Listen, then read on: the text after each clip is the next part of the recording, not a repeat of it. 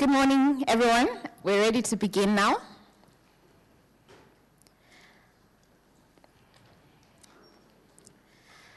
Welcome to the Youth, the Future of Sustainable Landscape session. To begin, I'd like us to reflect on a couple of things. In October 2011, the world population reached 7 billion. Today, half that population is under the age of 30, and 1.7 billion are between the ages of 10 and 24, making this the largest generation in human history. So what do we do with this restless energy?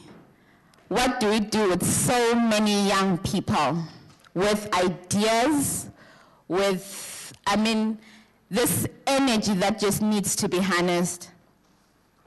Often important policy debates and decisions are made and often take place with very little engagement from young people. But today is different.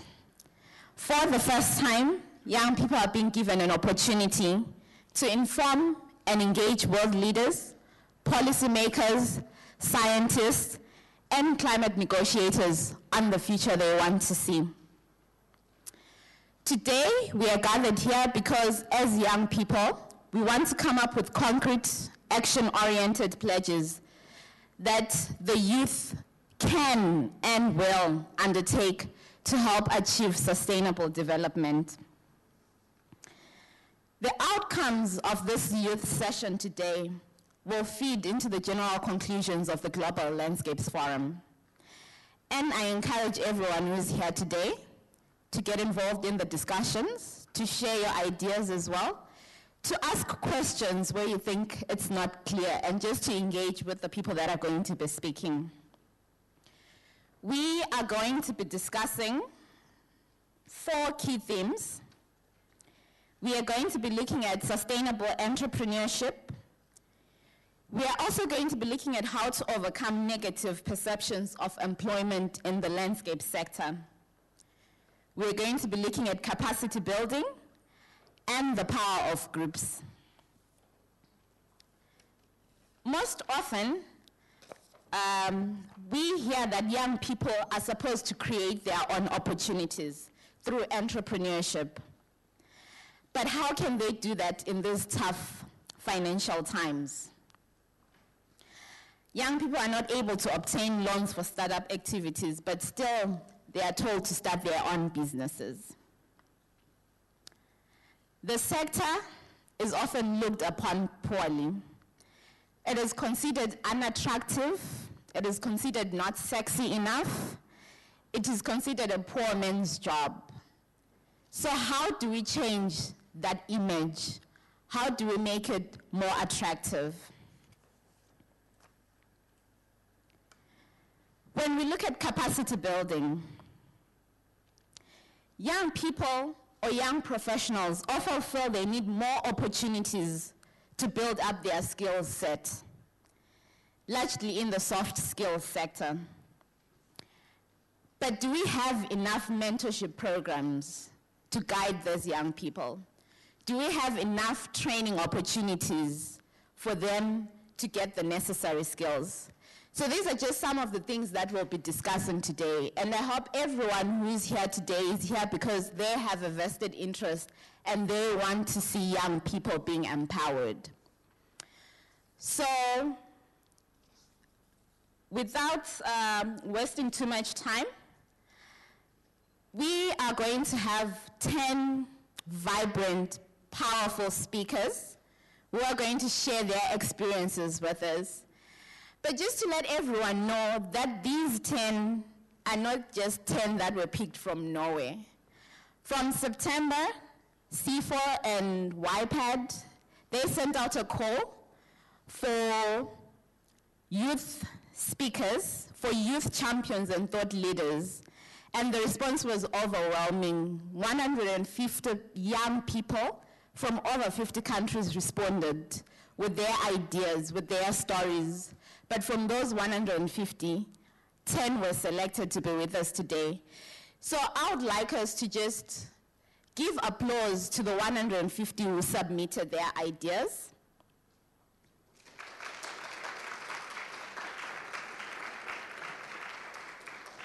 And I'd also like us to acknowledge the online audience that we have joining us today, because not everyone could come to Poland, but we do have quite a number of young people joining us because this is being live streamed.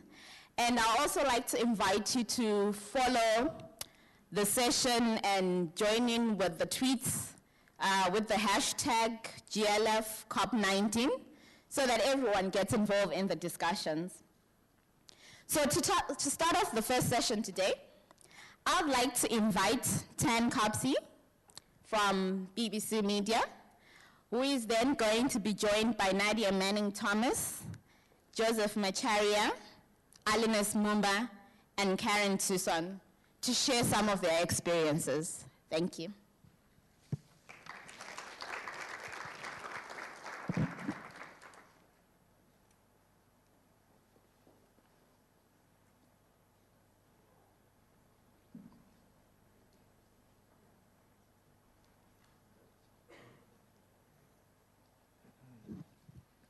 Good morning. Hi, I'm Tan Copsey from BBC Media Action. BBC Media Action is the BBC's international development charity. And today I'm going to tell you how we can create better communication with rural youth. Rural youth, as we'll see today, have vast potential to create responses to climate change that improve lives. We're lucky today also, I thought I should mention, to have a lot of the people here, sort of young innovators and change makers. And I'm really privileged to be among these people. People like Karen Tuason of the Philippines, who's working with young landowners to empower them through collective action, which is something we found was really, really important in the Climate Asia study, which I'll tell you more about today. Also people like Otim Joseph, who's worked in a war-torn landscape in Uganda, but he's helping restore that landscape, also with others. Okay, so better communication can enable effective action in response to a changing climate. Communication here can be a variety of things. I'm from the BBC, so one of the things I'm really interested in is communication through broadcast media. But it's not just broadcast media, it's face-to-face communication with a village elder, let's say. Today I'm going to tell you the stories of two people, one in Indonesia and one in India. And I'm going to demonstrate to you a bit how communication can change lives in rural areas. Everything I say today is based on data. And just so you know, the Climate Asia study is a gigantic study across Bangladesh, China, India, Indonesia, Nepal, Pakistan, and Vietnam. We conducted more than 33,500 interviews, and that included 8,500 interviews with young people in rural areas. I thought I'd better say here, as a sort of, I have some friends with a quant background in the room. Young here is people aged 15 to 24, but we're also including analysis of people aged 25 to 34. So perhaps more of us in this room are young than we realized. Okay, if I could have the first slide, please. Second slide, in fact. Brilliant. Okay, this is Genta. Genta lives in Kalimantan in Indonesia. She weaves, oh, sorry, we can go one back, please. She weaves bembam mats, and she values her religion. She thinks life has largely improved over the last 10 years. As an example, she says they've built roads into her village, which means a greater variety of foodstuffs come in and out. But she's also noticed changes in climate. She thinks that rainfall's become less predictable and that temperatures have risen. In her area, she also feels that young smallholder farmers, but also other farmers, are suffering from decreased agricultural productivity. And this is interesting because she also says that large palm oil companies in the province are doing very, very well. and also putting pressure on her to give up her land. She thinks that a combination of these changes, development and changes in climate, have negatively impacted her life, particularly her ability to earn money. What's worse, though, is that she doesn't feel informed about how to respond to the changes she's noticing. And this isn't just Jenta in Indonesia. Across the region, only 10% of rural youth felt very informed about how to respond to changes in climate. Across the region too, a quarter of young rural youth were feeling a high impact on their lives now as a result of these changes. This can sort of have social impacts too. So if we move from Indonesia to Bangladesh, in one village in the northwest, people in the village were suffering from intense water shortages. This was a result of both a drought and a dam on the other side of the border in India. In this village, young men were really struggling to find wives because who would want to marry into a village with no water? But young people are responding, and as we'll see today, young people can take action to respond to both changes in climate and resource shortages. A quarter of young people had already begun to change their livelihoods. And we asked them, what does this mean? What does this mean to change your livelihood? In some cases, that was within farming, so people were alternating crops or trying new crops and techniques. In other cases, it wasn't necessarily so positive. So for instance, Jenta's husband now works for periods of the year in Malaysia.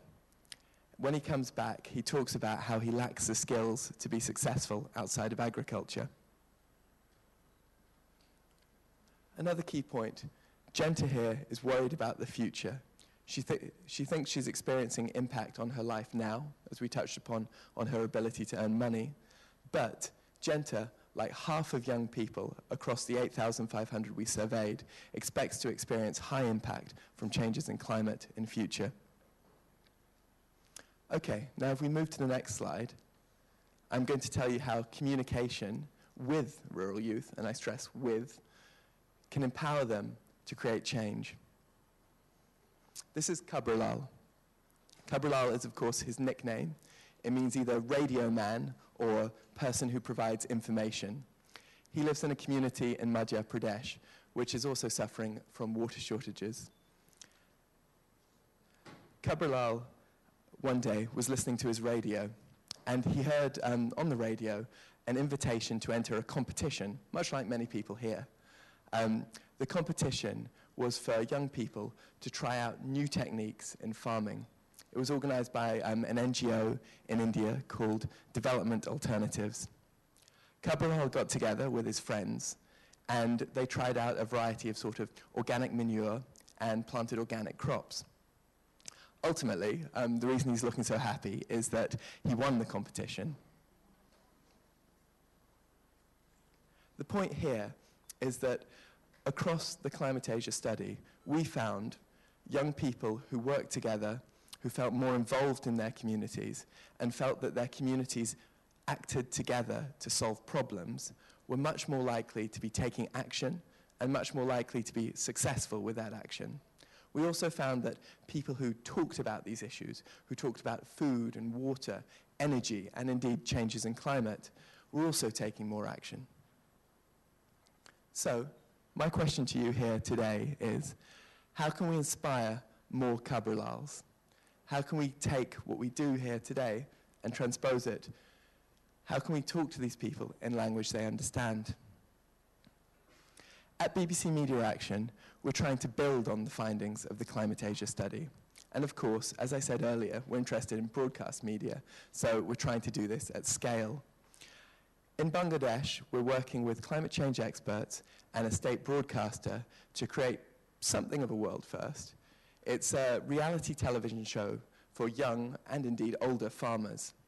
We hope to reach tens of millions of people with a program that inspires people to take action. But it's a little more complex than that, because it's not simply about providing information to an audience. What we hope to do is inspire people to transpose that information and use it in a local context. We want to use the program to stimulate discussion in communities much like those featured on the show, and we want to challenge people to try and economically empower themselves. We're interested in featuring young entrepreneurs who are taking action in response to changes in climate. We also want to stimulate discussion because ultimately, as we'll see today, people are stronger when they act together. Okay, I'll leave you just with a final thought.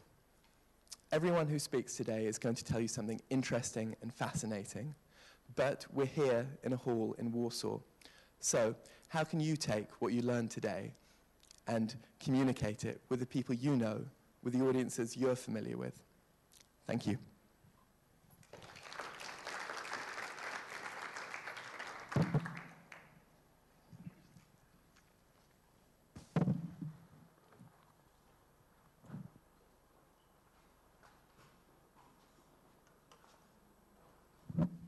Good morning.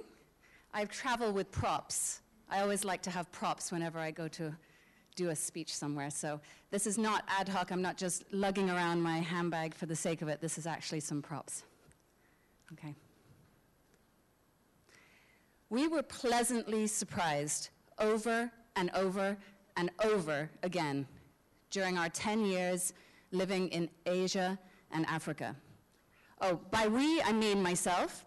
I'm Nadia Manning-Thomas, hello, and also my husband, David Thomas, who I've left back in London, but I have to give him some credit as part of this story as well.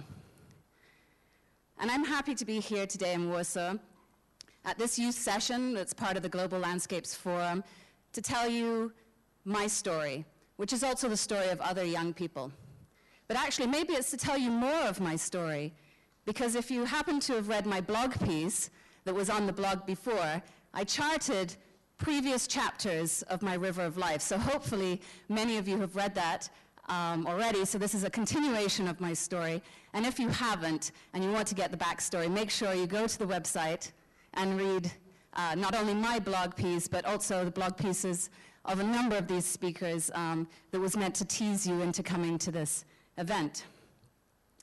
So if I'm to sum up my story, a story of only 34 years, I've already put it out there, then it would be one characterized by changing course, to keep with my River of Life theme. Changing course when needed, changing course when I saw the opportunity, and changing course when I wanted to do or achieve something better. But this changing of course along my River of Life has not at all been frivolous or ad hoc, but rather has been characterized by my goals, passions, and dreams, and supported by equipping myself with strong but diverse set of skills, knowledge, and experiences, and having the courage and belief in myself and in what I'm doing to make the changes when the time came. So after many twists and turns in my River of Life that took me from Barbados, which is where I'm from, to an archaeological dig as part of my studies in the middle of a drought in Tanzania, which influenced me to make a decision to pursue development studies instead of archaeology and to work in Namibia, to then realizing the need for good research, getting good knowledge to influence actions, to then throwing my efforts into finding and encouraging good knowledge sharing. I found myself most recently working on knowledge sharing to support agricultural research for development in the CGIAR in Africa and Asia. During this time, we did an interesting project through one of the programs I worked on, looking at finding inspiring youth working within the agricultural sector. This was called Growing Talents, and we highlighted 10 youth with interesting roles in agriculture. And I'm really happy to see that one of our speakers today, Stephen Kibet, who will be speaking later, was one of our Growing Talents. And across all of these Growing Talents, there was one overarching theme: the way that all of these young people adapted to change. They adapted to their surroundings and made themselves into something different to adapt to their situations. And it was during this time, while stationed in Sri Lanka and Ethiopia, that my river was to change its course yet again. So back to my original story, we were pleasantly surprised. by the quality of materials, innovative design, and wonderful stories behind the many beautiful products that we encountered in various countries in Africa and Asia. Countries most often known for poverty, degradation, war, and natural disasters. Both as shoppers ourselves, particularly me, more so than my husband, but also through our work in agricultural research and development and in business development and microfinance, we got to know a number of producers, many of them women, many of them young, and their good handmade and skilled processes. And we were exposed to the value chain from raw materials to production to market that they were all part of, with its great challenges and opportunities. Our pleasant surprise turned into passion, which was soon followed up, luckily, with market research, writing of a business plan with many iterations, and consulting others, to finding investment, asking friends and family to support our idea, and the development of an initial set of supply chains. And soon a business and a brand were born, Danica, which means to be pleasantly surprised, a derivative from a word in an Ethiopian language. Danica is a business focused on ethically produced personal and household accessories, some examples here, which are retailed through a boutique in the trendy Portobello Road in Notting Hill area in London, an online shop, and also through other businesses. Danica World Chic, our longer name, combines a unique commercial approach to sustainable development that links quality products made in developing countries with customers, particularly in Europe, but also increasingly further afield. Drawing customers in with luxury products with simple yet striking designs, the Danica brand offers an opportunity for others also to be pleasantly surprised by the intriguing stories of where and how the products were made, which accompany every piece in the Danica ranges. Our brand is built on a foundation of three things: ethical principles, quality and design, and fair prices. Firstly, ethical principles run throughout the whole of the Danica business, from products to services to overall design. For example, our logo and branding were designed by a young Tamil artist in Sri Lanka. Danica works with small-scale, mostly women-led enterprises in developing countries that take pride in raw materials and their own processing skills, providing them with fair payments and ongoing supportive relationships. Quality and design of Danica products comes from using good and locally important raw materials and inputs, strong craftsmanship and creative design to produce beautiful and functional pieces. Quality inputs like leather, so I brought a couple of examples here. Silver and silk are backbone of every product, which makes them beautiful, strong, and supportive of local industries. Our leather items, for example, play a key role in the Ethiopian context with its heavy reliance on agriculture, and 85% of the population involved in agriculture, but with small markets and industries for making use of the byproducts, for example, from cattle and sheep, which is leather. Striking unique design elements using iconic cultural artifacts help to distinguish our products. And finally, fair prices to both the producers and customers allow us to achieve the ethical principles, high quality and design, while making products accessible and keeping the business sustainable. Supporting these three key elements is our attentiveness to innovation, trends, and user experience, which helps to continuously shape and strengthen the brand. We work very closely with our suppliers, all of whom are women-led enterprises, and some of whom are also young people trying to manage resource-responsible and ethically principled production processes. We support them in their efforts by embracing their ideas, especially around design and new products, but also through mentoring, especially on business matters. Take Haimanot and Tigist, for example, two young Ethiopian twins who, after a rough start in life, run their own business, sourcing local beads, leather, and woven cotton, which they make into some of the most striking jewelry you have ever seen. Their talent and vision are matched by their passion and dedication to their own business. Danica sources jewelry from them, which provides them with an international outlet for their products, broadens the reach of their business, and creates reputational value for them and for Ethiopia. Many people are pleasantly surprised when they come into our shop and see a piece of jewelry and we say, yes, that was made in Ethiopia. Now they run their own shop in Addis Ababa with their business on track to offer further employment opportunities for other young people, but already creates a positive role model. Through Danica, we are trying to do our part to support sustainable environmental and economic development in a climate-changing world. We saw a need and decided to adapt our skills, our ideas, and our way of working to it. We changed our course to follow this. So as the Global Landscape Forum and COP19 continue, I see an overarching theme of change and adaptation, making changes in community, making changes in practices, and changing knowledge. In my river of life, there's also been an overarching theme of change. In my experience, for the changes to be positive, for my change to have been good, I've relied on three things: being equipped with strong but diverse skills, knowledge, and experiences, or being prepared to get the right ones when necessary. Being open to opportunities and being creative and flexible in addressing challenges and obstacles. And finally, being brave and confident enough and having the convictions to make the changes in course that have been required or desired. And when we go to business meetings, trade fairs, even London Fashion Week, or to meet the Ethiopian ambassador or trade ministers, they are pleasantly surprised to see that it is young people that are behind the face of Danica. So I hope you were pleasantly surprised by my story. And as a final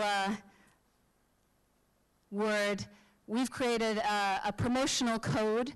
So anybody who's interested in sourcing any of our products can go onto our website at www.danica.com.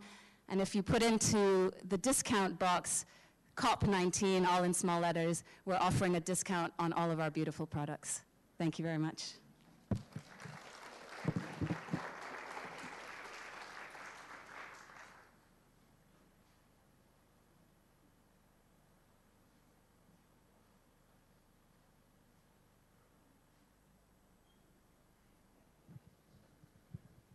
Good morning. I'll start with two questions. How many of you in this hall have got a Twitter handle? By show of hand, or they tweet? How many are on Facebook? Almost everyone. Okay, I'll tell you a story.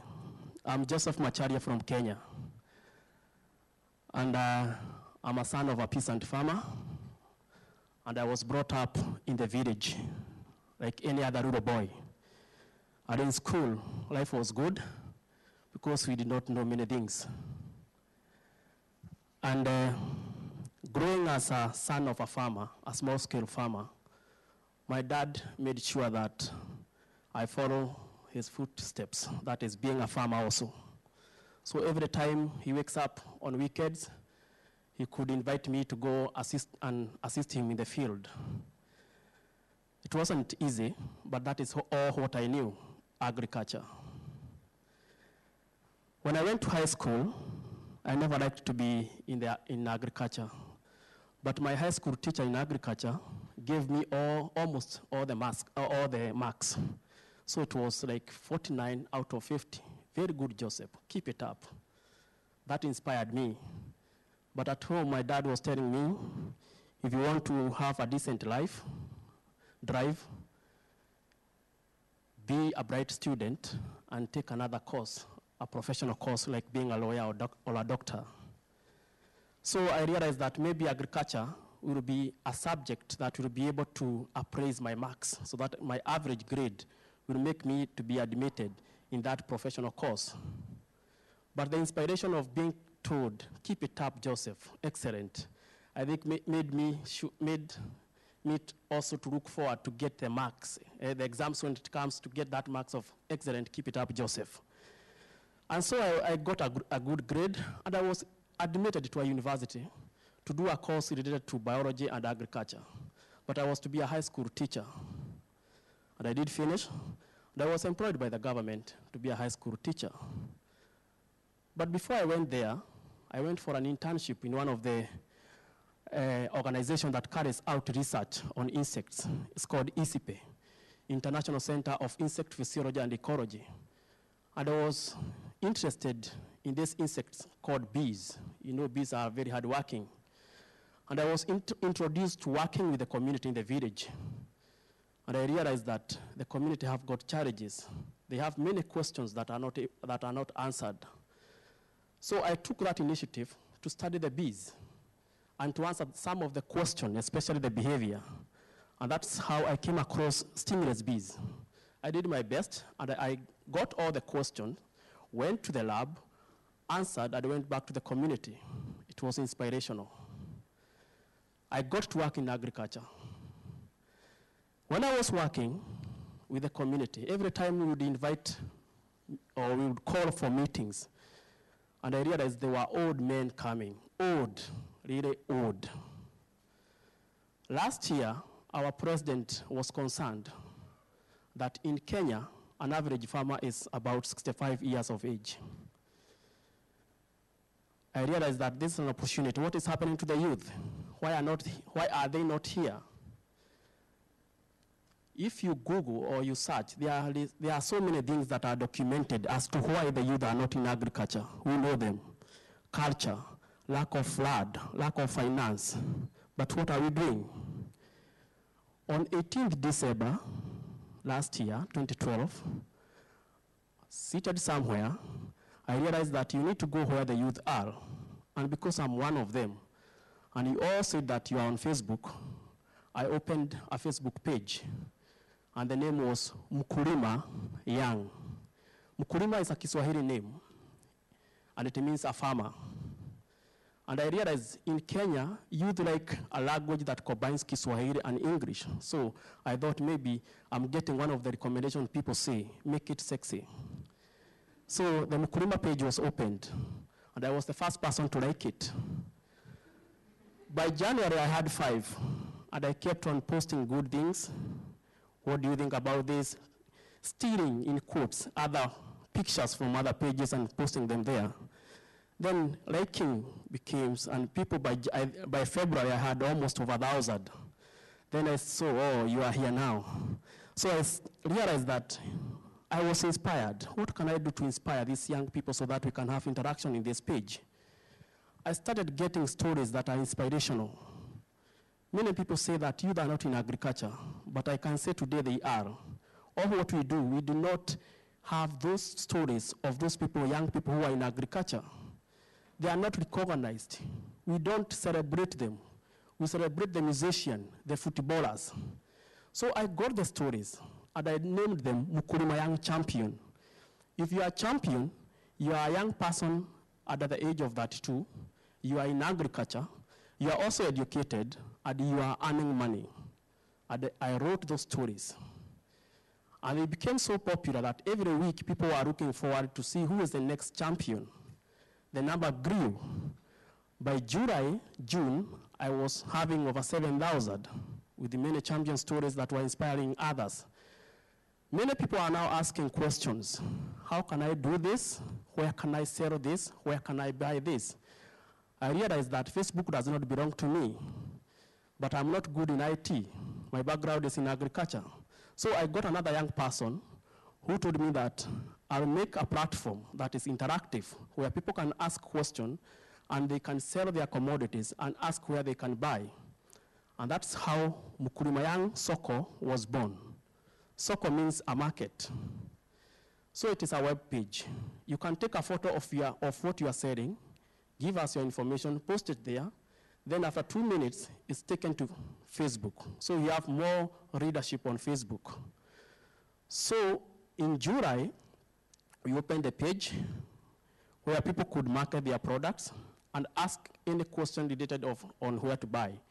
Currently, we have over 10,000 people registered there. And they are selling and they are buying.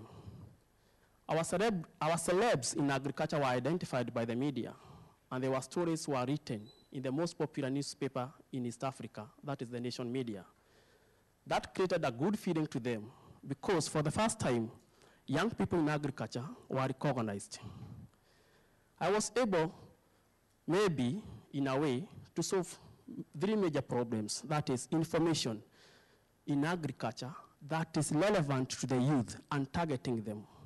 Because we have lots of information on the web, but are they targeting the youth? Are they relevant to them? So we were able to provide that. Number two, we were able to provide a marketing platform where they can buy a digitalized market platform for agricultural commodities only. But I had the other greatest challenge of finance. I'm not a bank, but they kept on asking, Mukulima Yang, you are telling us this, we can sell, but we don't have money. Then somebody, when we were at 13,300, suggested that, why don't we develop from these numbers a micro savings, and we call it Mukulima Yang SACCO. A SACCO is a cooperative savings driven by us, with us. And the slogan of Young Farmers Helping Young Farmers scheme, I was given the mandate to see the legal requirements and all the requirements for registering that SACCO. And last week, we are almost 90% of registration. So they will have a saving where they can save their money, they can elect their leaders, and they have a SACCO where they can now be able to give loans according to their savings. What we have learned from that is that group work works, and if you are promoting agriculture to the youth, it is also good to be a farmer. I'm a farmer. I have got 3 dairy cows. I plant coffee, so I can identify myself with them, and I talk their language. Also, the young people who are educated are better off to get the message and take it to the rural area. Because when the rural young people see that an educated person is also able to do that, they see it is possible. And if you have been able to pull a number of about 13,400 young farmers on social media within 10 months on Facebook, interactive, I think it is possible. And the youth are in agriculture. And they are not only in agriculture, but they are making money. Thank you.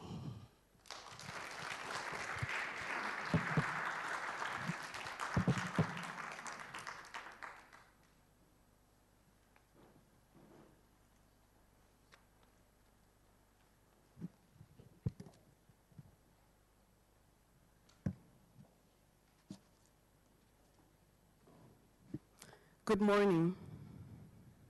Allow me to take you on a journey. Imagine with me yourself as a young person who is vibrant, energetic, filled with hopes and dreams, dreams of a better future, a future filled with all the things that you could do, all the dreams around how you could earn a living, support a family, own your own property, own a house, drive the most amazing car you could imagine. Imagine with me now that as this young person who is vibrant and filled with all these hopes, coming to this place, this sad, sad place of realization where things are not what they could be, because your dreams will just be that, dreams. Because in the world that you live in, there are no jobs. There are no opportunities for employment. And when there are opportunities, you are told you are too young to be employed, you are too underqualified to be employed, and at times too overqualified. Imagine with me the frustration of being this young person. Imagine with me knowing that your life will forever be characterized with challenges associated with poverty in an era of changing climate and growing population. Finally, imagine with me that in the midst of this helplessness and despair, there is a glimmer of hope. And part of this hope, we are told, lies in the not-so-sexy backbone of society, that is agriculture. Ladies and gentlemen, my fellow young people, this hope, this glimmer of hope is tainted. It's tainted with this image and portrayal of hard work, with the reality that this hope that is tainted with hard work and poverty and lack of implements, this hope that is agriculture will never fully give you what you want it to give you. and it masks the reality that agriculture policies and development seem to happen without the engagement of youth. So as a young person, you will never get in. This is the hope that we have. And this is the reality that we face as young people, the reality that we live in. In Africa, where more than 60% of the population are young people under the age of 35, and make up more than 65% of the unemployed, agriculture is often cited as one of the key sectors that could create employment for this demographic. Young people have the potential to significantly contribute to the development of the agriculture sector and to development in general from the field to household and policy level.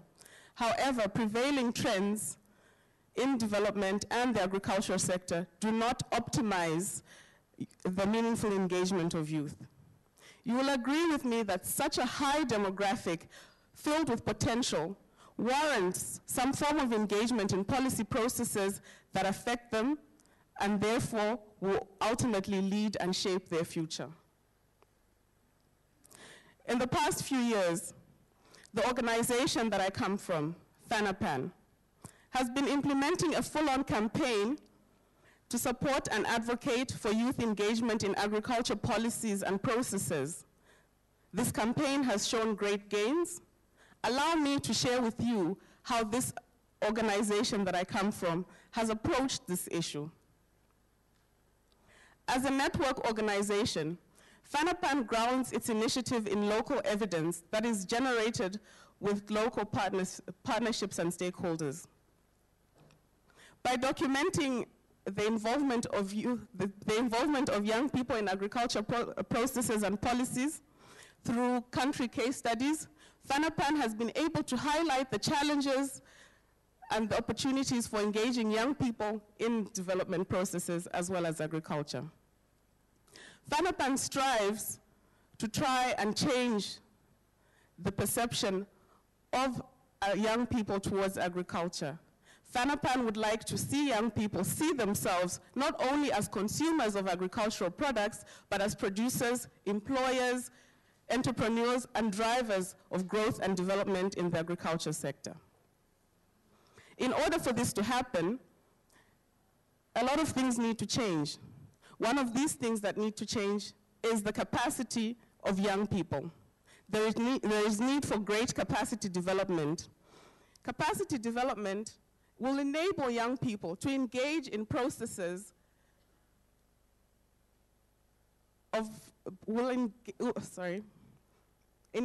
capacity development will enable young people to engage in policy processes and contribute to policy processes. FANRPAN feels that capacity development needs to go beyond supporting young people with scholarships to attend top-notch universities, but rather should go beyond formal education and seek to empower young people in a holistic manner so that then they can engage with policy processes that are not necessarily taught within the classroom setup.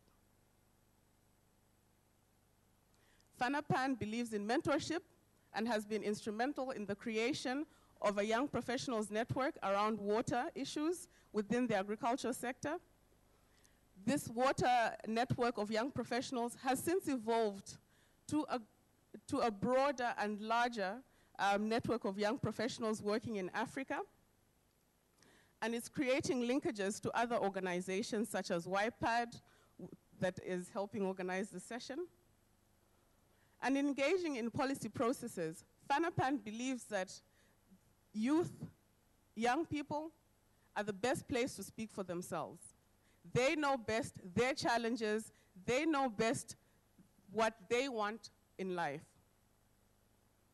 FANRPAN believes in young people also working hard for what it is that they want. And therefore, FANRPAN creates platforms to encourage policy dialogue around agricultural issues through its multi-stakeholder platforms and dialogue engagements. FANRPAN has supported the participation of young people in policy processes and also dialogue processes. FANRPAN has created an alliance of advocates. Okay. FANRPAN has created an alliance of advocates, of young people who are capacitated to engage with policymakers and decision makers on key policy issues that affect them within their countries. And you can see here a brainstorming session of young people trying to decide and dialogue on issues that affect them and chart a way forward. If young people in Africa are to have a hope of fully participating in policy processes, African leaders need to institutionalize youth involvement in policy processes in a manner that is responsive to the needs of young men and women in bearing in mind their different demands. FANRPAN feels that piecemeal and haphazard engagement of young people is not enough. More needs to be done. In concluding, I would like to urge you, as we go through this global landscapes forum, and as we discuss the win-win approaches such as climate-smart agriculture and the future of sustainable landscapes, I urge you all to remember that nothing should be done for young people without young people. And I urge you all to ensure that as you plan for whatever work you will be engaging in, think of the ways that you can build support, build capacity, and create opportunities for young people to engage in policy processes.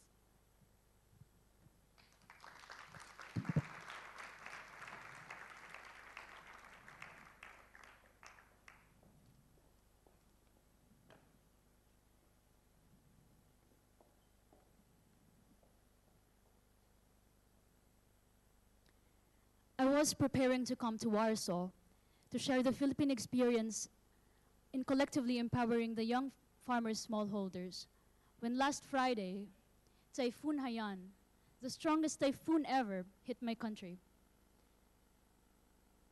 Typhoon Haiyan killed many of my fellow men and left survivors hungry, homeless, and without harvest.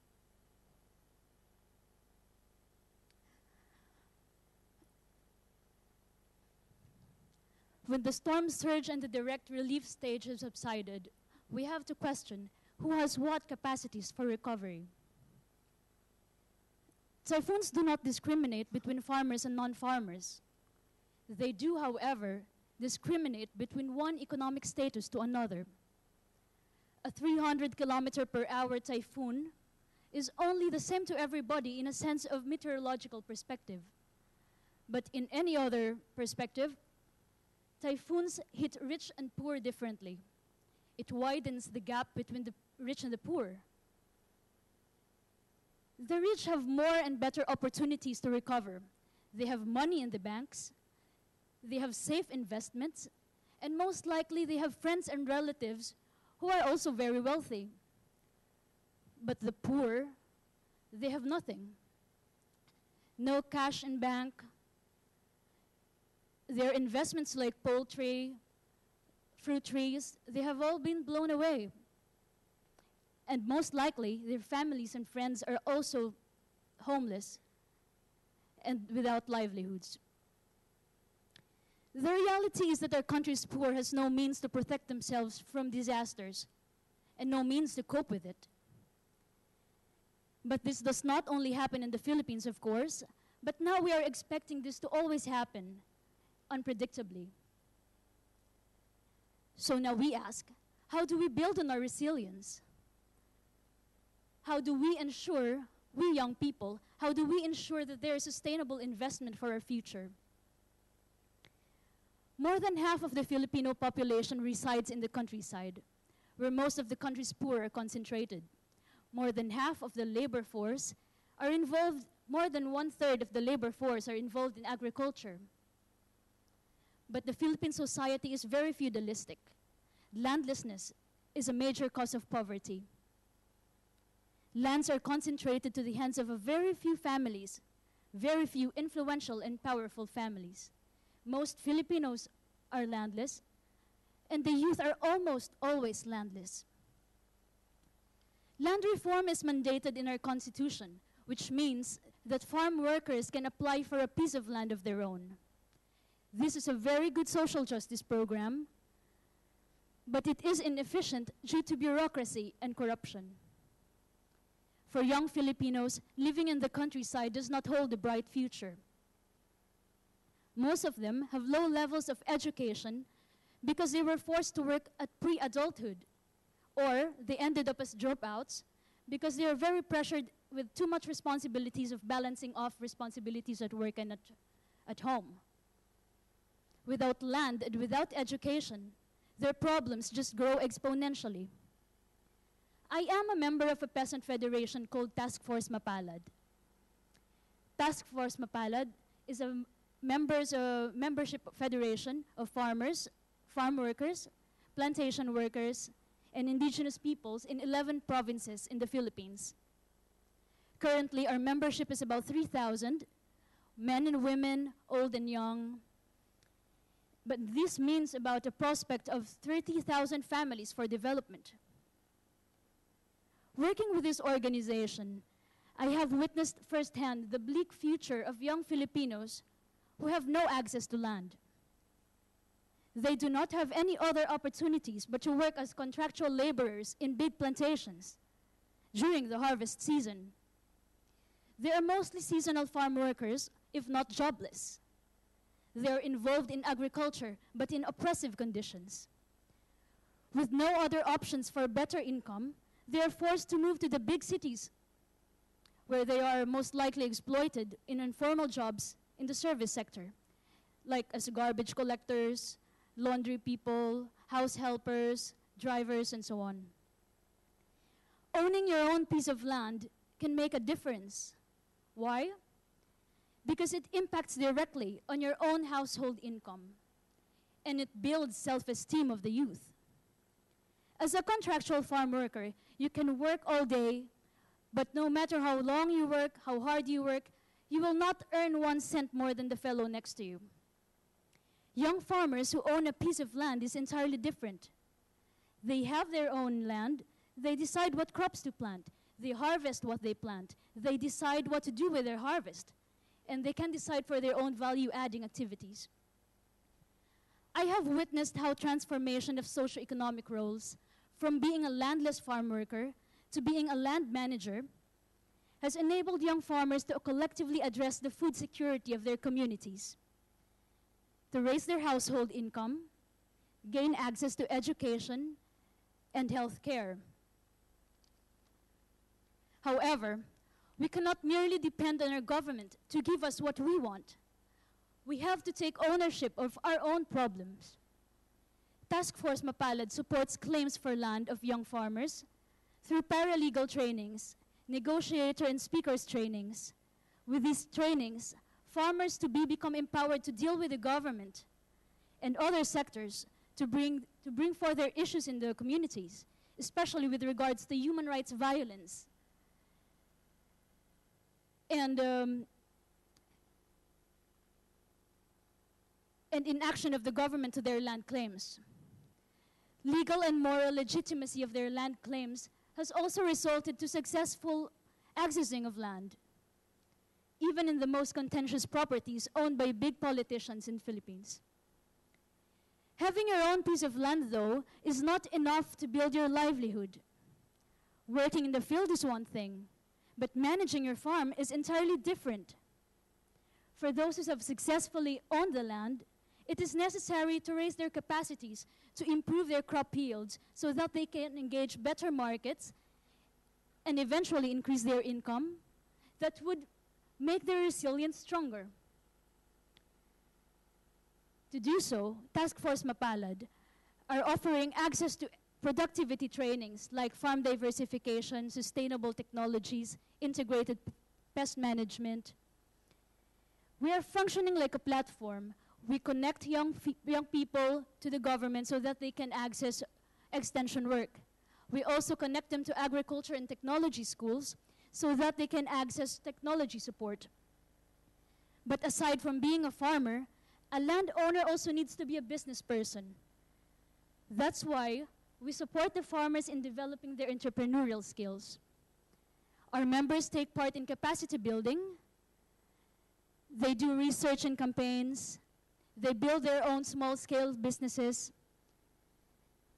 They improve their capacities to directly engage with the markets and also with the private sector, which may have specific demands for volume, standards, quality standards, and cost standards. By doing so, they make their cooperatives stronger and more able to do businesses. As an organized group, we have been encouraging young people to establish their own producers' enterprises, their own organizations, so that they can have collective bargaining position, credible image, and track record in accessing finance, for example. The youth become adept in business planning. Seeing the results, they become very enthusiastic about having the opportunity to increase their capabilities to become better enterprise managers. The population of the Filipino farmers is aging. The average Filipino farmer's age is about 55 to 59. Even though 60% of the young people from age 5 to 7 are involved in agriculture, there is still a big number of young people moving to the urban areas because they have no better options to feed their families. As such, I'm not saying that the service sector is bad, even more if it is a positive choice. But how do we give our youth the liberty of choice? Our approach of collectively empowering the youth through interlinking land tenure improvement, productivity improvement, and enterprise development gives those who have no other options a sustainable means to fend for their families and to have greater chances of surviving in times of calamities, a chance to cope with disasters, to survive with human dignity, and thereby build up their resilience in times when Typhoon Haiyan strike in our country. Thank you.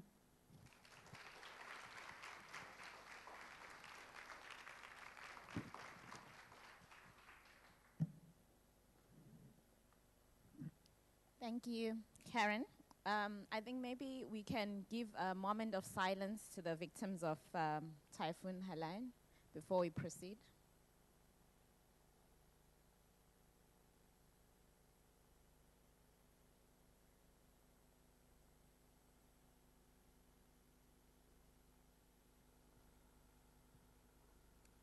Thank you.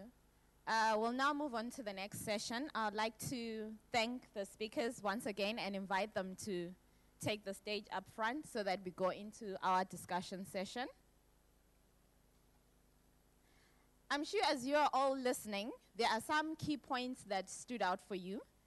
For me, when Karen, the last speaker, was talking, I found myself asking, land reform, is it a fight that the youth can win, or is it something that they'll have to get in line for? Because, you know, we have women also fighting for land rights. So is this a fight that the youth will have to get in line for?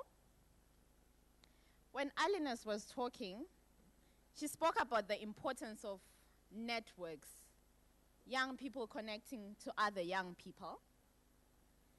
And when Joseph was talking about the power of social media and going to where the youth are and how we need to celebrate youth, I asked myself, can we have a celebrity like Lady Gaga for youth in agriculture? Ndema, is that possible? Like, can we make agriculture that exciting? And when Nadia spoke about Danica, I do hope some people did take note of that discount. How can we replicate such good practices so that more young people are involved? And when Tan spoke about communicating with young people as opposed to communicating to sharing messages, I also asked myself, there's an opportunity there. But before we go to the panel, I think, Peter, we have a question from the online audience.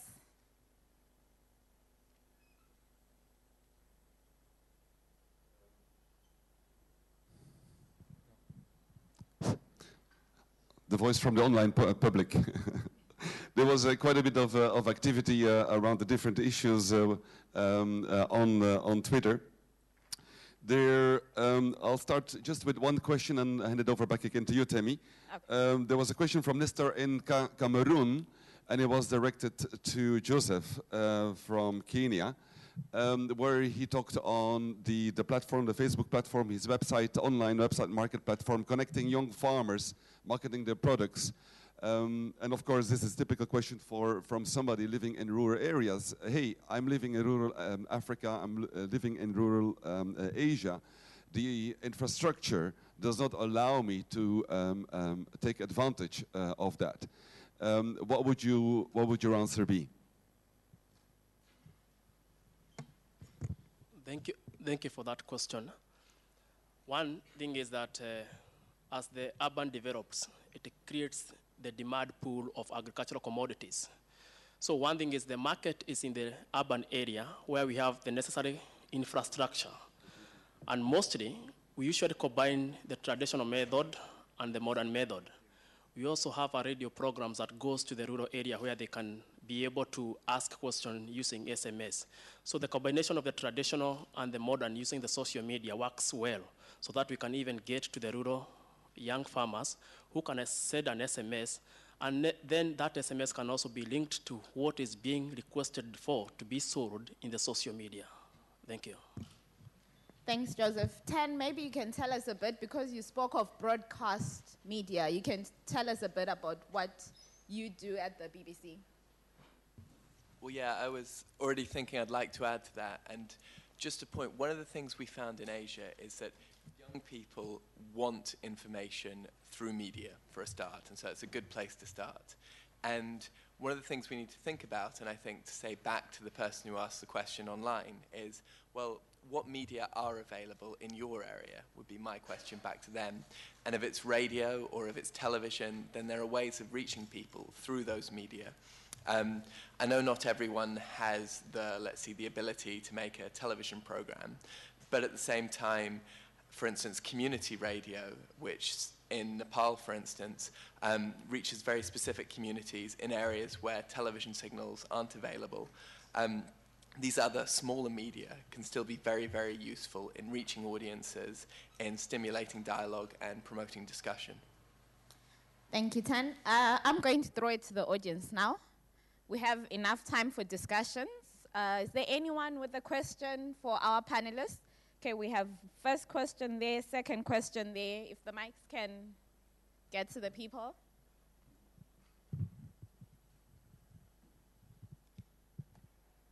Thank you.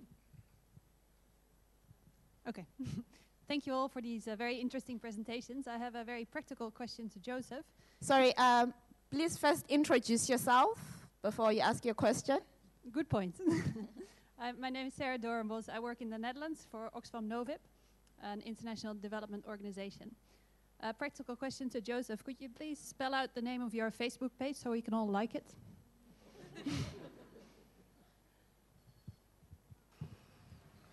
The next question. So we'll take the questions and then come back to the panelists after.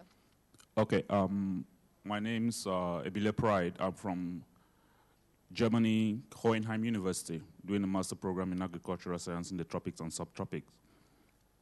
One thing I find very interesting studying in Europe is this. Lots of research is being done, but we still have this vast amount of people who are hungry in the South. My question goes to everybody sitting here, not only to the panel. We've listened to all the speakers, and I got certain things like communication. We all understand that communication is only effective if it comes with behavioral changes. That is, if there are not changes in the way we think, then nothing is going to happen. The next thing is, Philippines is a reality. If the landscape is changing, definitely the future is going to change. And what do we do? What are we doing here? Is this going to be another conference where we put it on the shelf? Because what are we really doing here? Do we just want to talk because we want to talk?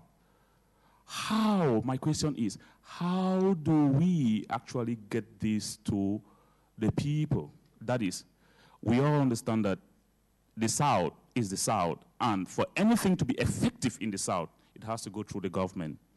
If we, as researchers, we're going to do our research.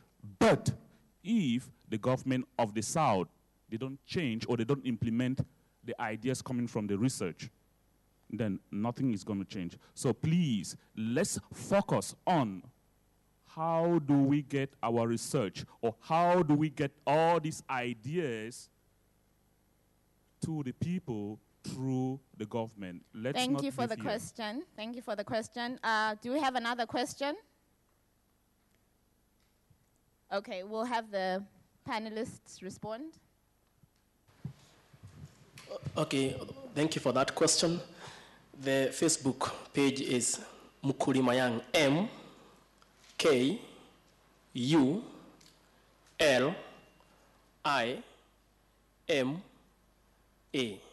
And then we have Young as Y-O-U-N-G. So Facebook, Twitter, you can also see the stories on YouTube channel. Thank you. Thank you. From the panel, is there anyone who would like to tackle the question from the gentleman over there? Aliness, you have a go? In response to your question about getting research that's being done into informing policy processes, I think the starting point is always the research itself. I think working in an institution where the large majority of the work that we do is brokering research evidence between the researchers themselves and brokering that to the decision makers, one of the key things or the key lessons that we've learned is that decision makers, so your governments per se, and people in policy making positions essentially want evidence that is relevant, evidence that is appropriate, evidence that is contextual to their setting. So if you are doing research that is purely for research, because then you have to define what research you're doing. There are many times when researchers do research, especially for the sake of research. So are you doing it just because you want to get a degree, or are you doing it because there's a need that you want to address? So is it evidence-based? Is it demand-driven? So such kind of research that is demand-driven usually seems to be more appealing to decision makers because it addresses needs that they currently face. And then from the evidence itself, once that's strong, relevant, and up to date, and it's contextual, then how is that research communicated to the decision makers that you're targeting? Essentially and fundamentally, we all know that researchers and academics are not necessarily the best communicators. Essentially, they best communicate to their fellow groups, and that's the most intuitive thing that we find in our society, that it's easier for people to communicate to their peers. So there is a need for a process that helps us to communicate this research into a medium that is acceptable or appropriate for decision makers, because there's no way that, let's be honest, decision makers will spend time reading piles and piles of reports that some of us don't even read ourselves in the research world. Thank you, Aliness. Yeah. Is there anyone from the panel who would like to tackle that question as well? Having an experience in doing research for the community, I think if that research you are carrying out is solving a need for the community will come for it. And when they come for it, you'll be able to communicate back to them in the right way.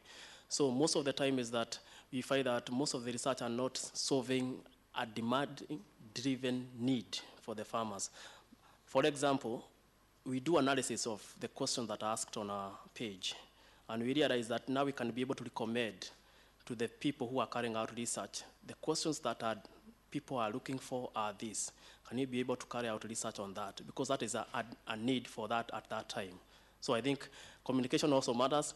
I think we need also to see how we communicate science, how the researchers need to have a synergy or link with the journalist.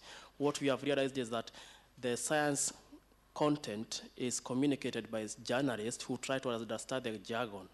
But if you can have also a scientist who is also a journalist I think he or she can be able to communicate well to the community. Thank you.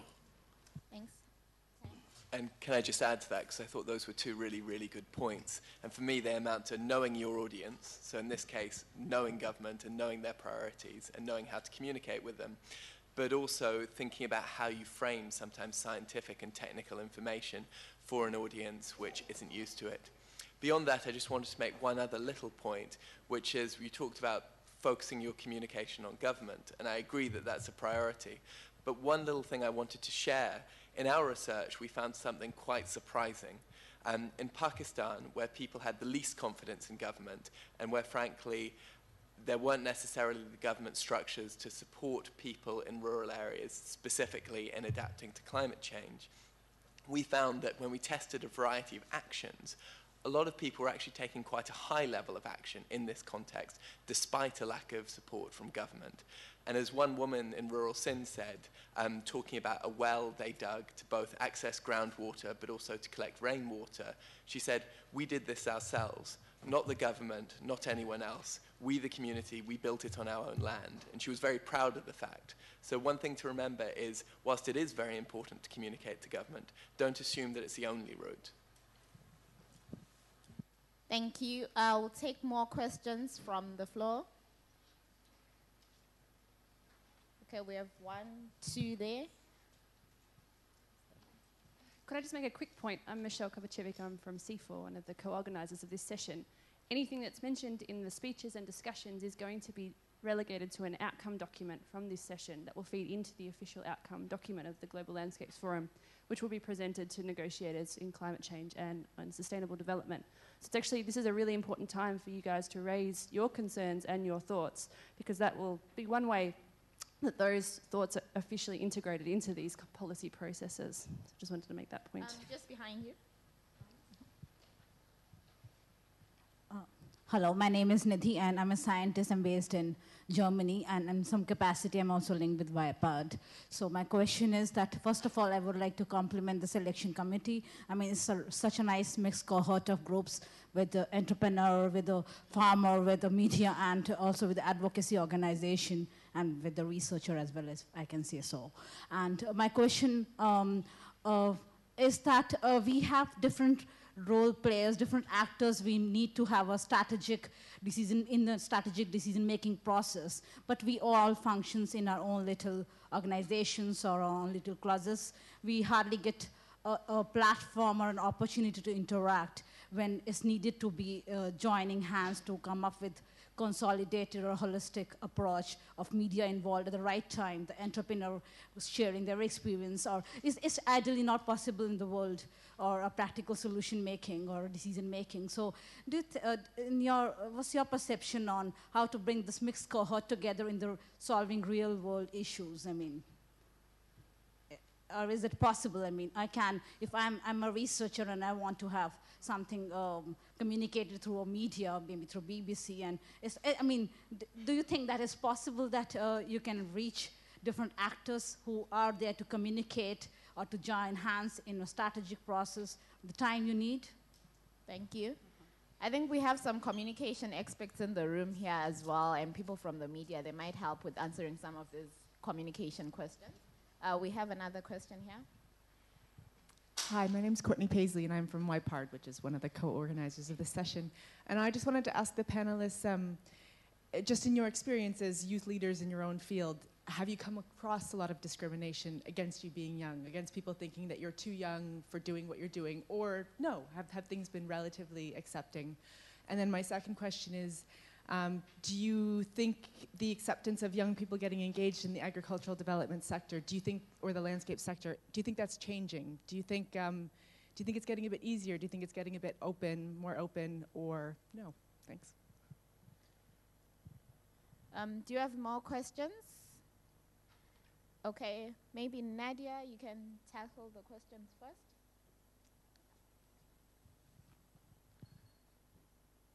Is it my turn or not? Oh, okay. Go ahead, please. Yeah. Sorry. My name is Christoph Klein, and I'm from Göttingen University in Germany. I'm not a young people.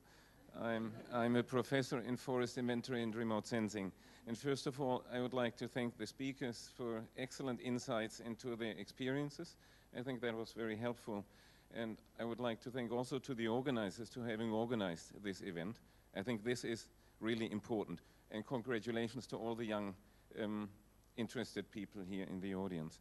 I would like to come back to what, I don't know who said it, the science policy interface, and that science should produce results which are relevant, up to date, useful for the decision makers.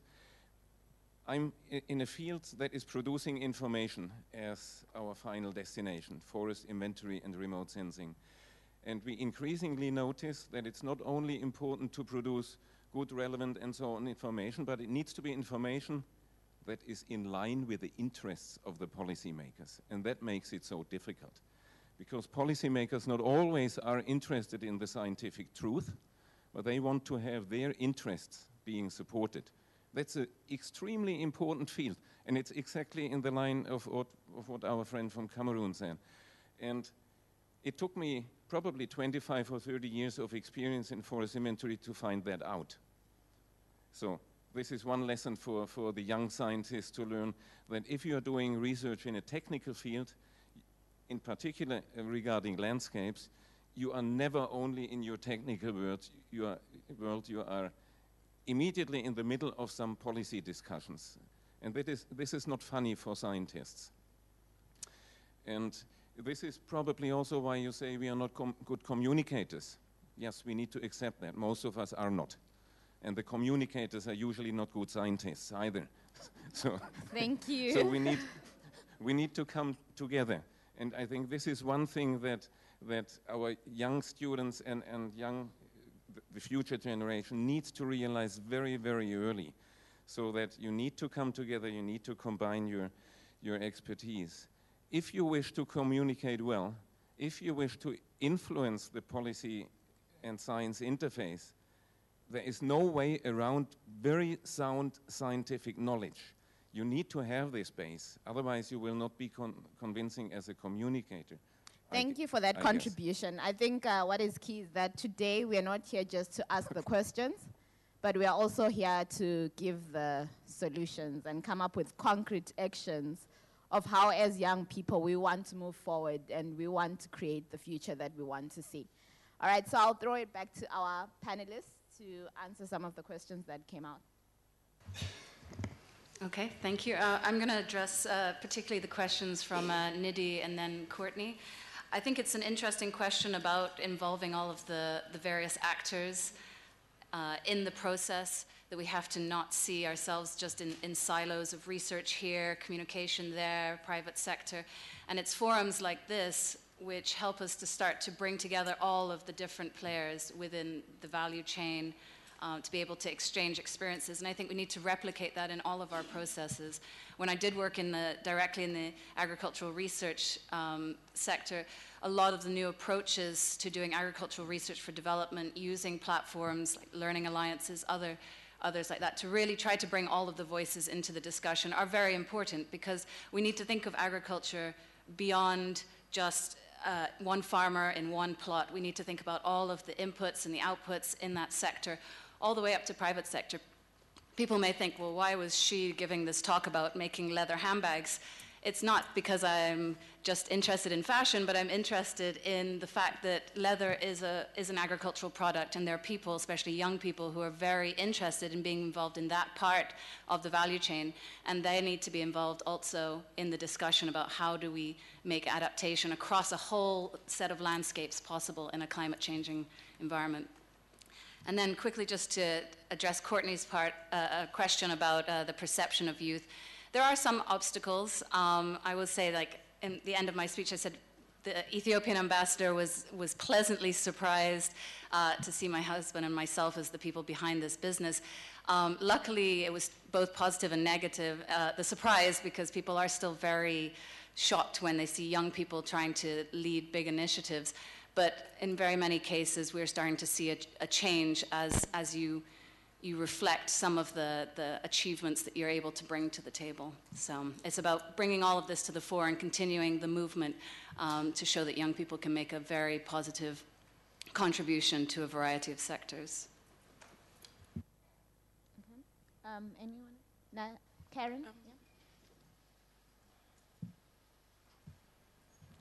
And in response to Courtney, of course there are discriminating cases, especially when it comes to accessing. If you're a young farm worker, for example, and you access land or productive resources, they will ask you requirements that are not really feasible for young people. Like, have you been working in a farm for 30 years? Of course not. I have not been working since I was born. And of course those things. But this is where being organized comes in.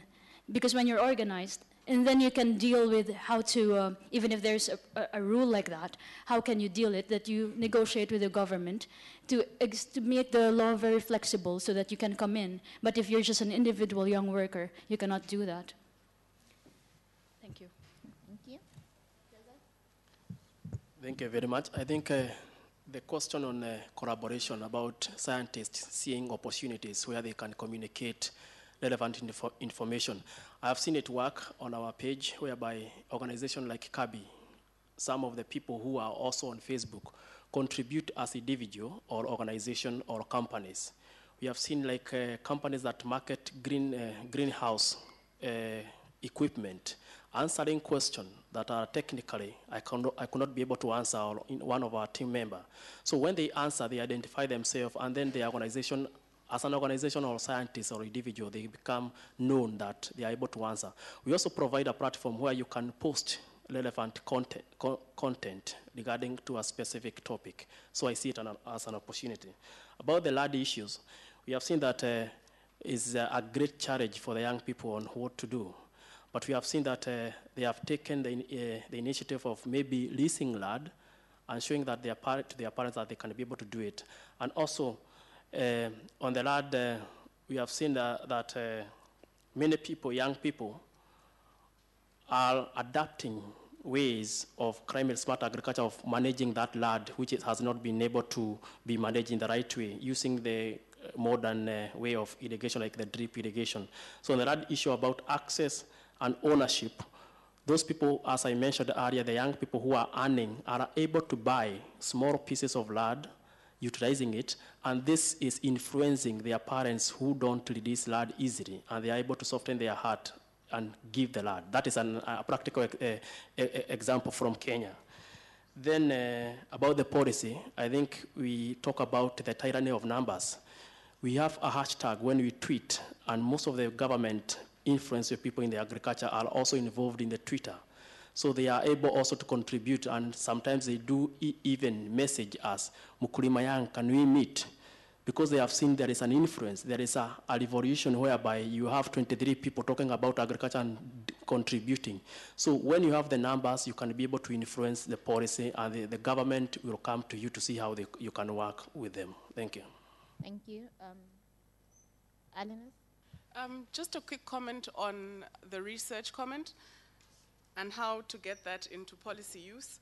I think some of the more practical ways that people can sort of try and get their research into policy processes or policy dialogues is to try and ensure that you communicate early enough with the relevant key stakeholders, and by doing so you'll be able to identify the key networks that you can align yourself with. So create partnerships with people who have already been working in that particular area that you're working in, because building relationships in the development world, especially within the policy environment, takes time, and sometimes your research might not have that time. So aligning yourself to partners that already have relationships with key stakeholders for your research and your sort of ultimate goal would be a very relevant approach to take.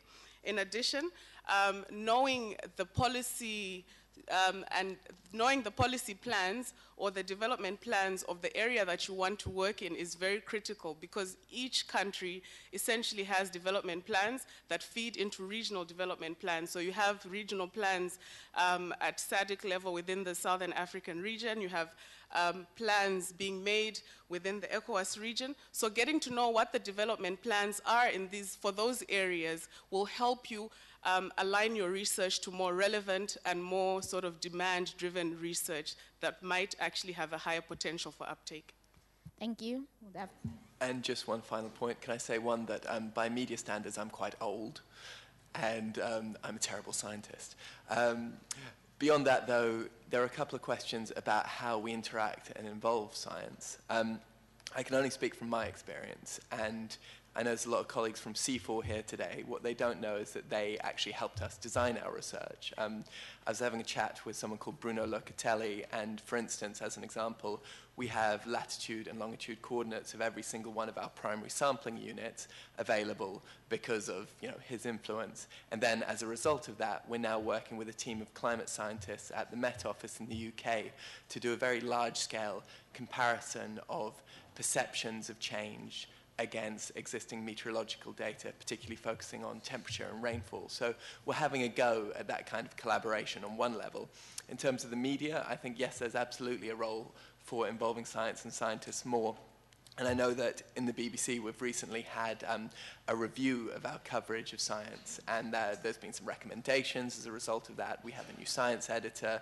We're trying to get better at doing that, but it's a two-way street. And I think as well as us being bad scientists and needing to get better at the science, I still think there's a role for scientists to improve their communication too.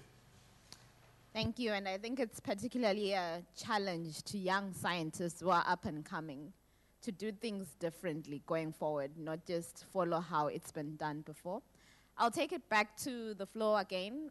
Do we have questions? I have one question there. 2 and 3 at the back. Okay. So my name is Haijun Yang. I'm working as a postdoc at the chair of forest inventory and remote sensing at the University Göttingen in Germany. So I thank all speakers for your very impressive presentations and introductions. So I have 2 questions actually. So first one, so if I'm allowed to. Very quick questions, please. Okay, so of course, you are very good examples, and I believe the power of examples more than example of power. So, so for most people in the rural region, so your example are simply a beautiful dream. So dream sometimes is very wonderful, but the reality is hard in the rural region. So do you think it is realistic to expect that we can get more people, young, especially young people, engaged in agriculture sector as well as in forestry sector? So this question is quite general to all speakers. Okay, and that's the only question. I have second one. Fast. So the second one is that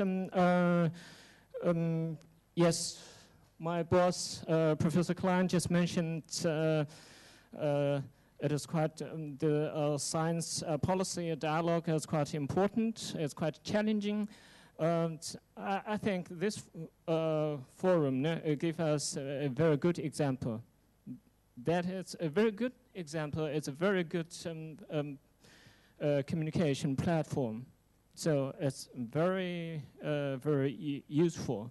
So sometimes I seldomly found good example between the science policy dialogue. Okay. But if we have a very good example to show the policymaker, so that example could be, can be quite convincing. No? Thank you. Okay. Thank you for that contribution. We'll have the next question. Oh, okay, it's up there. This one and then that side. Yeah. Thank you for allowing me a second question. I'll be brief. From listening to your stories, it seems to paint quite a positive picture of there being a lot of young people interested in engaging and working in agriculture, and the real need is to just facilitate their engagement. what I hear often is that a lot of young people don't want to work in agriculture anymore. They're moving away. So even if you provide the platforms and you provide the modalities for them to engage, they don't want to. Is that what you're seeing, or are you seeing different things?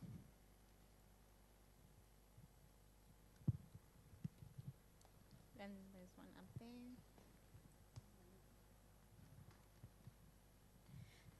Okay, so maybe I'll just throw in my question before the mic gets to her. Mine is to Karen about getting young people organized. I mean, it's such a diverse and energetic group. How do you harness those energies, you know, to have like a constructive group of organized young people? All right, before you answer, we'll just take one last question. Good morning. My name is Nozipho Ndiweni. I'm a television producer from South Africa. We produce a magazine program on agriculture for our emerging farmers. For me, it's just a comment. One of the difficulties that we've had, obviously, is looking at the whole issues about how do you talk about technical issues, you know, in agriculture and relate that to your emerging farmer. We call that, that's our small-scale farmer. But what we've actually done is that we have deliberately chosen young, good-looking, sexy-looking young girls as presenters. That helps. And we've also, and the kind of music that we use for the program is upbeat, and even the stings that we use are upbeat. You know, we give a lot of motion to the program. It's fast beat, it's moving, etc. And what we find that a lot of the responses or emails that we get asking us questions are the young people. I'm working as an accountant. My father has a lot of land. I would like to go back. And what we then do is that we obviously feed our presenters with the answers, but they are researched answers. And so it looks like the program is completely young, but you know, we in the background are assisting that. So that's something that we are doing to, you know, get the youth to really get into agriculture and ask those questions.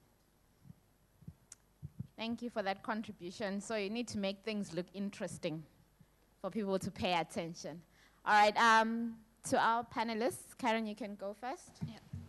In response to your question, for our experience, the key is community organizing. And how do you do that? You do not throw someone foreign and not a farmer to organize the youth. It is someone who is from themselves. So what we do is we train the leaders from a farmers group or from an indigenous tribe to go to the other youth of their community. But also the key is to inform them and educate them on why they're doing it. As I've said, knowing your rights is also, knowing the law is also knowing your rights. Although everybody here might say that's very obvious, but in those areas, like in the remote areas in the Philippines, it does not ring true enough. So it's important to build the leaders from the communities. And also in relation to the question from here, about, what is it again, sorry? Oh yeah. For us, in our experience, they're only forced to go to the urban areas because they have no better opportunities in the rural areas. But if you give them economic incentives that directly affects their income, like building from the land to productivity and enterprise, and then with impact directly affecting their houses and their food, they will not be forced to go to an urban area where they will just be living under the bridge, where they will just be feeding from the garbage. They will rather stay in the rural areas because of the environment, because their families are there, because it's more dignifying to live there. But only if we do our share of investing in them so they can get economic incentives. Thank you. Thank you. We'll have ladies first. We'll have Nadia, Aliness, and then the gentleman.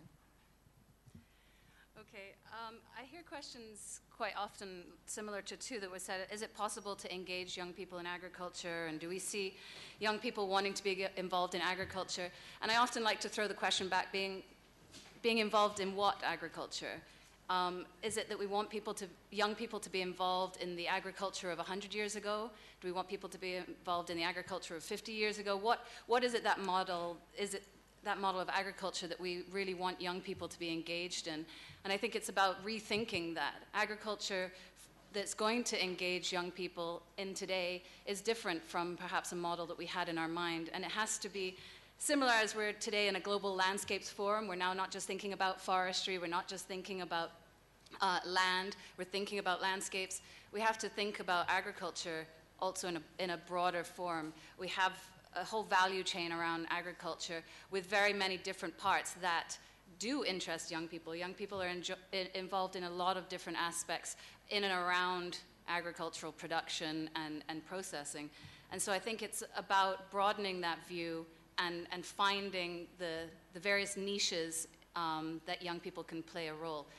And obviously in the very traditional, on the land, growing the crops, may be something that we still need to do some work to get young people interested in. But I think, repeating a little bit what Karen was saying, if we can see it as not just that you have to do that part and somebody else will do the other part, but you can be very much involved in a whole chain of activities, growing things all the way through to value added, all the way to taking it to market and being able to put your stamp on it and make a diversified income, then I see as a young person that I'm also very interested in being involved in that type of agriculture. Thank you. So building on Nadia's comment about agriculture being a very broad spectrum of activities, not just at production, but all the way up until the end product. I think that's the information that we need to share with young people in the rural areas, because the reality that they're faced with is this old paradigm of agriculture that their forefathers and fathers were engaged in, that was labor intensive, input intensive, with very little productivity. So that's what they see, and that's the reality that they face. And yet we sit in rooms such as this, year in and year out, and we talk about opportunities, we talk about this great research that we've come up with that doesn't really reach those young people in the rural areas. So we need to share that information with them, and also facilitate some opportunities to where they can access new innovative ideas of producing and being sustainable and economic farmers. They need to get to that place where they see the value in being engaged in agriculture, because essentially they do want to be in that space, but it's just not viable for them. Thank you. From the gentleman, any comments? I think to add on that about whether the Lulo young people are involved in agriculture, it is yes.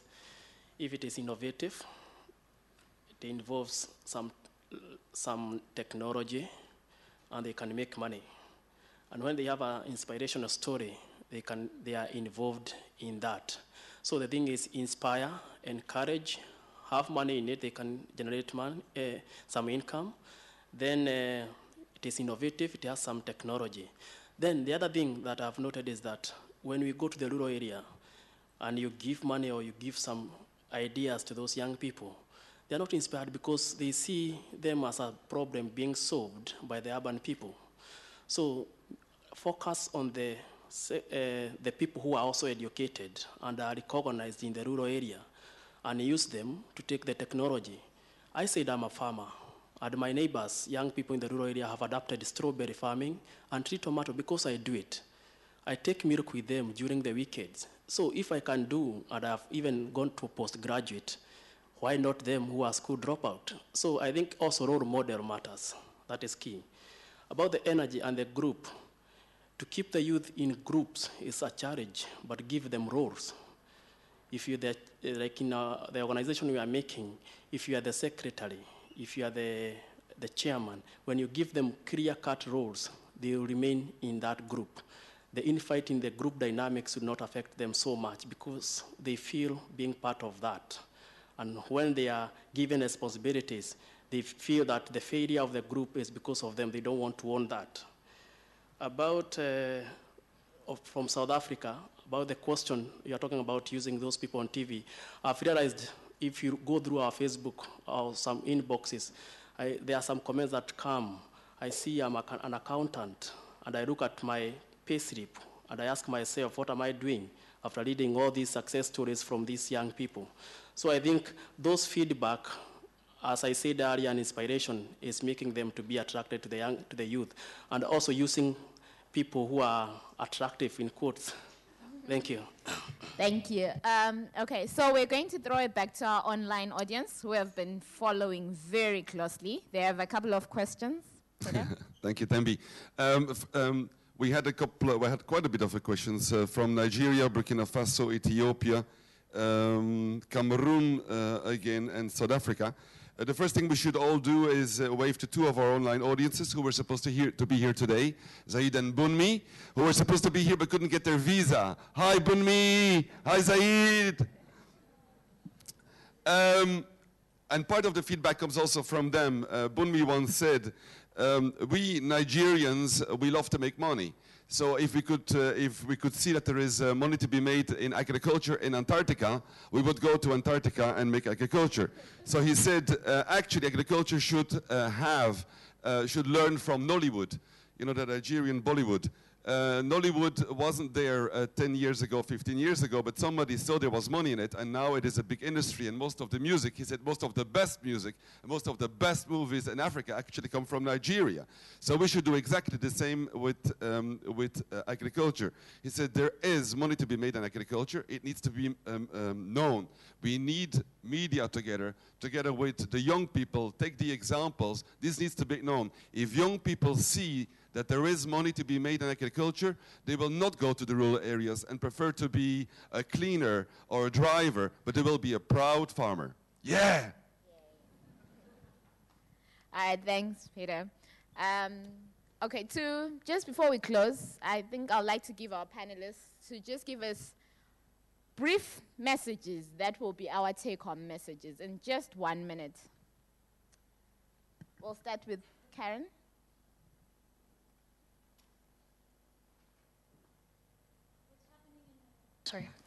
What's happening in disaster areas everywhere in the world, they're not just about typhoons or storms or calamities, but also because we are not resilient enough. The poor countries, the poor communities, they do not have enough income to become resilient. So in our country, our experience of interlinking land tenure improvement, productivity improvement, and enterprise development empowers the youth to stay in the areas because it's sustainable and it's good to be with the families. And for us, it's better than being in the service sector if it's a choice that the youth makes. Thank you. Thank you very much. I think first is to thank everyone for listening to us and also giving us this opportunity to be here. I think my key message is that the youth are in agriculture, only that it has not been highlighted in the right way. Provided that they can make money, it's innovative, it has technology, the youth are in it. Thank you. Okay. I think in a climate changing world that we're discussing at this event and in other forums, the key thing is about adaptation, and we have to also adapt our way of thinking about agriculture. We need to broaden it. We need to think about the various roles that youth can play along the whole value chain within this sector. I'll just give you a little quote we had from our research from someone who was in a Nepali focus group. They said they knew a little bit about climate change, which was rare. And they said, you know, what happens in Copenhagen, because they were talking about the Copenhagen summit, or I think it's Kalapata, sort of Everest, where they had like a Nepali meeting of ministers, is just a talking shop. It doesn't mean anything to us. What will matter is when you take what happens in Copenhagen and there and bring it back to the people. And so, again, my question back to the audience here is how can you take what you do and how can you communicate with your audiences, with your peers, in order to encourage and inspire change? My take-home message is basically that in a world where we live, where there are so many young people and the population continues to grow, for as long as young people are not engaged in development processes, in policy processes, as long as they're not engaged in research, as long as they're not engaged and we just continue to make plans for them that affect them, sectors such as agriculture will continue to suffer because young people have a lot to contribute to such a sector but are unable to because they don't see the opportunity or they're not being engaged in the processes in the right way at the right time. So my main take-home message for people is to reflect on how we can encourage decision makers and decision processes to consider engaging the youth because nothing should be done for the youth without the youth. Thank you, Aliness, for that. We have come to the end of our first session. Join me in thanking our speakers.